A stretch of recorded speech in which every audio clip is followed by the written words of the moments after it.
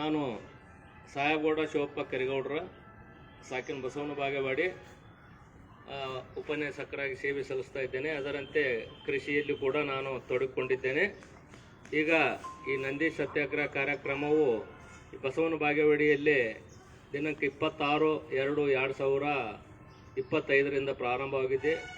ಇದರ ಮೂಲ ಉದ್ದೇಶ ಜೋಡೆತ್ತಿನ ಕಾರ್ಯಕ್ರಮ ನಂದಿ ಸತ್ಯಾಗ್ರಹ ನಡೀತಾ ಇದೆ. ಈ ಕಾರ್ಯಕ್ರಮಕ್ಕೆ ಬೆನ್ನೆಲುಬಾಗಿ ನಿಂತವರು ಶ್ರೀಯುತರಾದಂಥ ಬಸವರಾಜ್ ಬಿರಾದಾರ್ ಸರ್ ಅವರು ಕೂಡ ಮೊದಲು ಕೃಷಿ ವಿಜ್ಞಾನ ಕೇಂದ್ರದಲ್ಲಿ ಸೇವೆ ಸಲ್ಲಿಸ್ತಾ ಇದ್ದರು.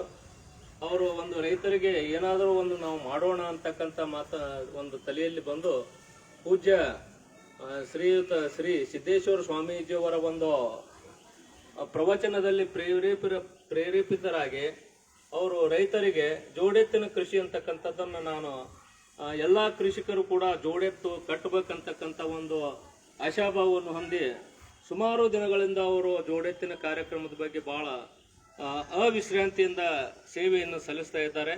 ಅಂಥ ಮಹನೀಯರು ನಮ್ಮ ಬಸವನ ಬಾಗೇವಾಡಿಯಲ್ಲಿ ಬಂದಿದ್ದಾರೆ. ಇವರು 26ನೇ ತಾರೀಕು ಶಿವರಾತ್ರಿ ದಿವಸ ಇಲ್ಲಿ ಬಸವನ ಬಾಗೇವಾಡಿಯಲ್ಲಿ ಬಂದು ನಮ್ಮನ್ನು ಕೂಡ ಹಿಂಗತ್ತ ಕೇಳಿದಾಗ ನಾವು ಕೂಡ ಅವರಿಗೆ ನಮ್ಮ ಒಂದು ಹುಮ್ಮಸ ಮನಸ್ಸಿನಿಂದ ನಾವು ಬಂದು ಈ ಕಾರ್ಯಕ್ರಮದಾಗ ಪಾಲ್ಗೊಂಡಿದ್ದೇವೆ. ಜೋಡೆತ್ತಿನ ಕೃಷಿಯ ಮುಖ್ಯ ಉದ್ದೇಶ ಈಗ ಸಾವಯವ ಕೃಷಿ ಮತ್ತು ಕೆಮಿಕಲ್ ಕೃಷಿ ಅಂತ ಬಂದಿದೆ. ಕೆಮಿಕಲ್ ಕೃಷಿಯಿಂದ ನಮ್ಮ ಆರೋಗ್ಯ, ನಮ್ಮ ಗಾಳಿ, ನೀರು, ಆಹಾರ ಎಲ್ಲ ಕೂಡ ಹಾಳಾಗ್ತಾ ಇದೆ. ಮುಂದೊಂದು ದಿನಗಳಲ್ಲಿ ಇದನ್ನು ಯಾರಿಂದಲೂ ಸುಧಾರಿಸಲಿಕ್ಕೆ ಆಗುದಿಲ್ಲ ಅಂತಕ್ಕಂಥ ಮಟ್ಟದಲ್ಲಿ ಇದು ಹಾಳಾಗ್ತಾ ಇದೆ.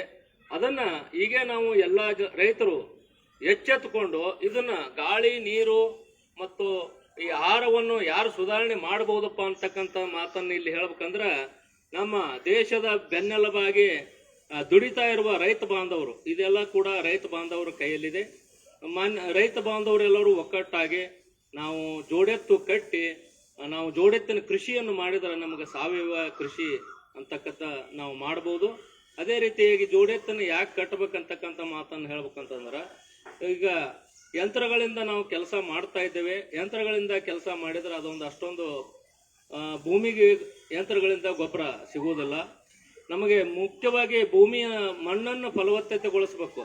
ಭೂಮಿಯ ಮಣ್ಣು ಯಾವಾಗ ನಾವು ಫಲವತ್ತಗೊಳಿಸ್ತೀವಪ್ಪ ಅಂತಂದ್ರೆ ಜೋಡೆತ್ತು ಅಥವಾ ಮತ್ತು ಗೋಗಳನ್ನು ಸಾಕುವುದು. ಜೋಡೆತ್ತು ಅಂತಂದ್ರೆ ಸಕಲ ಎಲ್ಲ ಬಂದ್ಬಿಡ್ತಾರೆ. ಗೋವುಗಳನ್ನು ಸಾಕುವುದು, ಅದರಿಂದ ಹೋರಿಕರ ಹುಡ್ತಾವ, ಅವೇ ಮುಂದೆ ನಾವು ಎತ್ತುಗಳಾಗ್ತಾವು.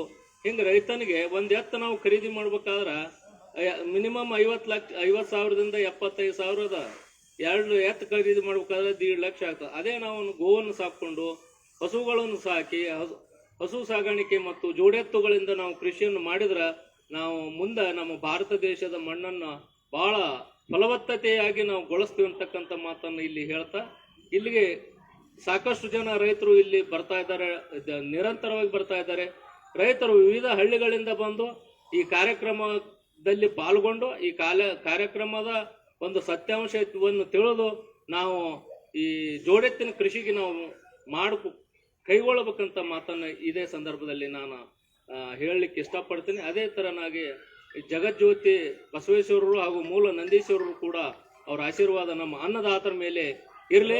ಎಲ್ಲರಲ್ಲಿಯೂ ಕೂಡ ಜೋಡೆತ್ತನ್ನು ಮಾಡ್ಬೇಕಂತ ಒಂದು ಪ್ರೇರೇಪಣೆ ಆಗಬೇಕು. ಮತ್ತು ಆ ನಿಟ್ಟಿನಲ್ಲಿ ಎಲ್ಲಾ ರೈತರು ಕೂಡ ನಾವು ಕಾರ್ಯಪ್ರವೃತ್ತರಾಗಿ ನಮ್ಮ ಬಸವರಾಜ್ ಗುರೂಜಿಯವರು ಕೈಗೊಂಡಿರ್ತಕ್ಕಂಥ ಈ ನಂದಿ ಸತ್ಯಾಗ್ರಹ ಕಾರ್ಯಕ್ರಮ ಯಶಸ್ವಿಗೊಳಿಸೋಣ ಅಂತಕ್ಕಂಥ ಮಾತನ್ನ ಇಲ್ಲಿ ನಾನು ಹೇಳಲಿಕ್ಕೆ ಇಷ್ಟಪಡ್ತೀನಿ.